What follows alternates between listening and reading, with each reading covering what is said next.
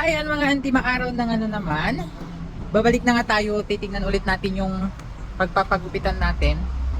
At sa pagkakataong ito ay lumabas na yung araw. Yun nga, dadaan ulit tayo dito sa may ginagawang ayan. At ayun, nakikita ko na parang bukas na nga sila. May nakaupo dun sa harapan. Kaya, let's go! At ito nga, ang mga auntie, bukas na nga sila. Ayan. Dito nga pala ako nagpapagupit ng aking buhok. Kasi alam na niya kung paano niya gagawin. Bali, ito lang naman yung pinapatanggal ko, guys. Ayan lang. Yung dito, wala na. Hindi na to ginagalaw. So, mga side lang siya.